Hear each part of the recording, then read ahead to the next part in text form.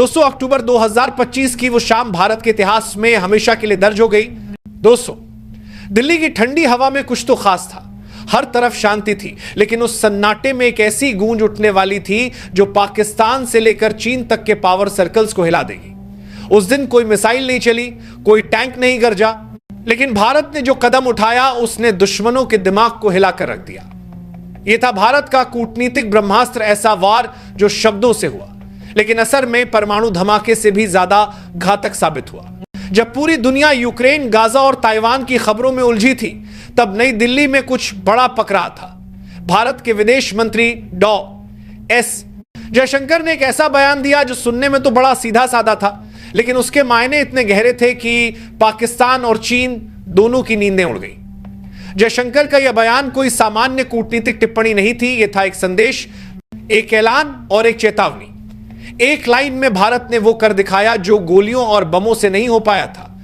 पाकिस्तान की झूठी कहानी पर भारत ने ऐसा पलटवार किया कि उसकी नींव हिल गई। और दोस्तों, अगर आपको लगता है कि भारत की यह चाल दुश्मनों के लिए कयामत है, तो इस वीडियो को लाइक जरूर कीजिए, चैनल को सब्सक्राइब कीजिए और वीडियो को अंत तक देखना मत भूलिएगा, क्योंकि आगे जो खुलासे होने वाले हैं वो आपके रोंगटे खड़े कर देंगे और दिल में गर्व भर देंगे। जयशंकर ने जब कहा अफगानिस्तान भारत का निकटस्थ पड़ोसी है, तो यह सुनने में शायद मामूली लगे, लेकिन दोस्तों, यही वो लाइन थी जिसने पूरी कहानी पलट दी। पाकिस्तान जो पिछले 75 साल से दुनिया को यह झूठ सुना रहा था कि वही भारत का एकमात्र गेटवे है, अब उसी झूठ की चादर भारत ने एक झटके में फाड़ दी। जयशंकर का यह बयान दरअसल एक छिपा हुआ संदेश था कि भारत अब किसी दीवार को नहीं मानता। जो हमारे रास्ते में है वो गैरकानूनी है और जो जमीन हमारी थी वो हम वापस लेकर रहेंगे। अब जरा सोचिए, अफगानिस्तान और भारत के बीच सिर्फ 106 किलोमीटर का एक इलाका है, वाघान कॉरिडोर। वही इलाका जो चीन और अफगानिस्तान को जोड़ता है, और बीच में आता है पाकिस्तान के कब्जे वाला कश्मीर यानी पीओके।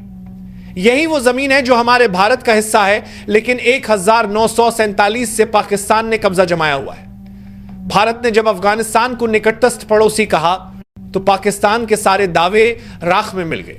जयशंकर के इन शब्दों ने दुनिया को यह बता दिया कि भारत अब डिफेंसिव नहीं रहा, अब हम हर मोर्चे पर आक्रामक हैं। और दोस्तों, इससे बड़ी कूटनीतिक चाल कोई नहीं हो सकती थी। जब यह बयान आया तो इस्लामाबाद में जैसे भूकंप आ गया।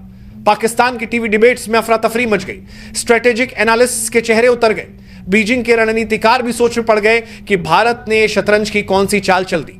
दरअसल भारत ने इस बयान के जरिए सिर्फ पाकिस्तान को नहीं बल्कि चीन के सीने पर भी चोट की थी। दोस्तों, आप जरा इसको ऐसे समझिए, चीन और पाकिस्तान दोनों का एक ही सपना था कि वो मिलकर दक्षिण एशिया का भूगोल अपने हिसाब से लिखें। चीन ने सीपेक यानी चाइना पाकिस्तान इकोनॉमिक कॉरिडोर बनाया, जो सीधे पीओके से होकर गुजरता है, और उसका अगला पड़ाव था वाखान कॉरिडोर। चीन चाहता था कि वहां से वो अफगानिस्तान और फिर पूरे मध्य एशिया तक पहुंच बनाए, लेकिन भारत ने इस एक लाइन से उनका पूरा खेल खत्म कर दिया। भारत ने साफ कर दिया कि यह इलाका भारत का है और अफगानिस्तान के साथ हमारे रिश्ते सीधे हैं, किसी तीसरे देश की जरूरत नहीं।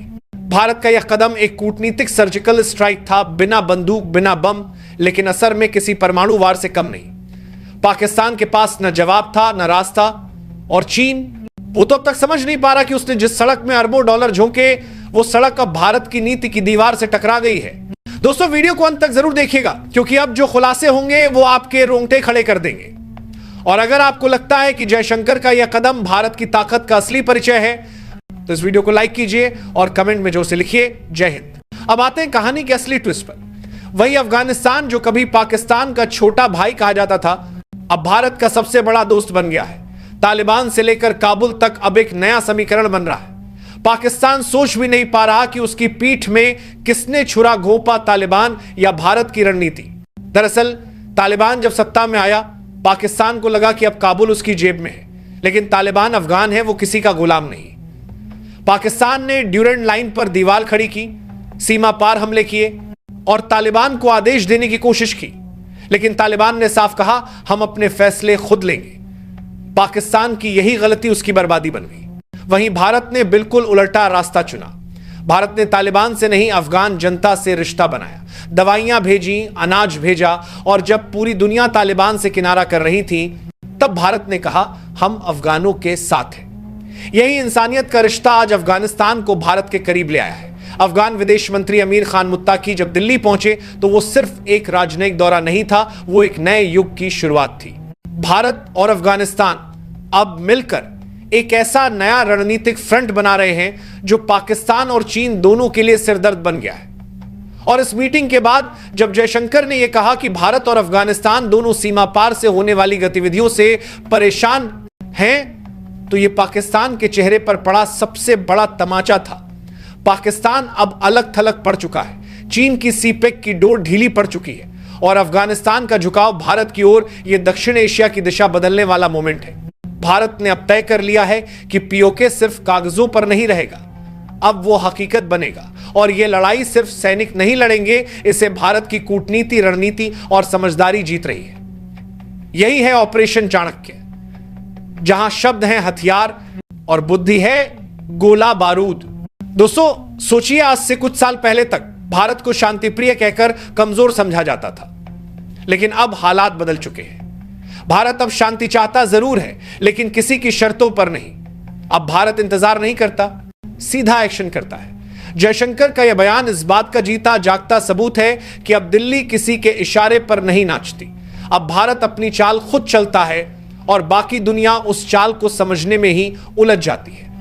इस पूरे खेल में चीन की हालत भी किसी बुरे सपने जैसी हो गई है, क्योंकि अगर भारत और अफगानिस्तान का संबंध मजबूत होता है तो चीन का शिनजियांग इलाका, जो पहले से ही अस्थिर है, अब और असुरक्षित हो जाएगा।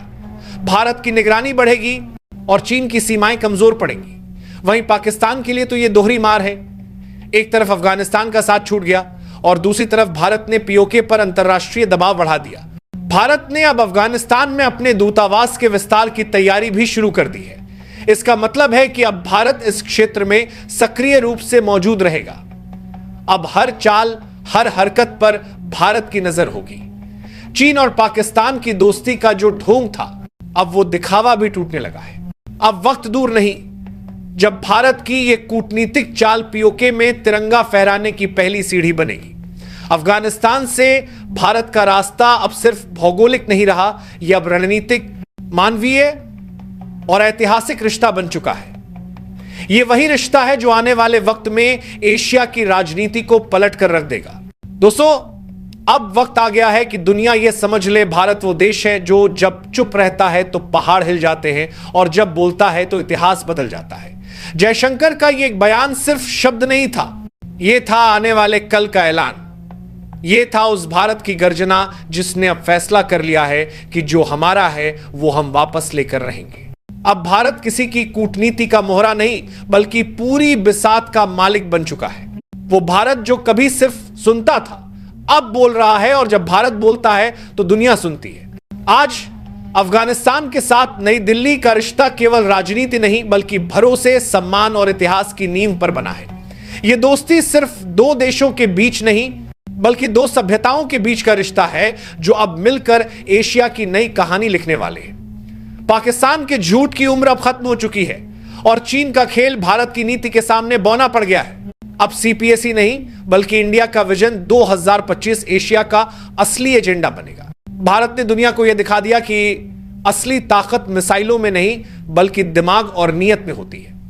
अफगानिस्तान से लेकर कश्मीर तक, दिल्ली से लेकर वाखान कॉरिडोर तक, अब हर दिशा में तिरंगे की लहर महसूस की जा रही है। भारत का यह नया अध्याय सिर्फ कूटनीति की जीत नहीं है, बल्कि हर उस भारतीय के आत्मसम्मान की जीत है जिसने कभी सपने में भी एक भारत, अखंड भारत की कल्पना की थी। अब जो राह शुरू हुई है वो सिर्फ पीओके तक नहीं रुकेगी। यह यात्रा है उस भारत की जो 21वीं सदी में अपना मुकाम खुद तय कर रहा है। आज जयशंकर का एक बयान कल की नई सुबह का संकेत बन चुका है। वो सुबह जब कश्मीर के पहाड़ों में फिर से तिरंगा लहराएगा, वो सुबह जब भारत के दुश्मन सिर झुकाकर कहेंगे, हां, यह है नया भारत। तो दोस्तों, अगर आपको लगता है कि भारत की यह चाल इतिहास की सबसे शानदार कूटनीतिक जीत है, तो इस वीडियो को लाइक कीजिए, दिल से जय हिंद कमेंट में लिखिए, और अगर अभी तक नहीं किया है तो चैनल को सब्सक्राइब कीजिए, ताकि देश से जुड़ी हर बड़ी खबर और भारत की हर ऐतिहासिक चाल की जानकारी आपको सबसे पहले मिले। जय हिंद, जय भारत।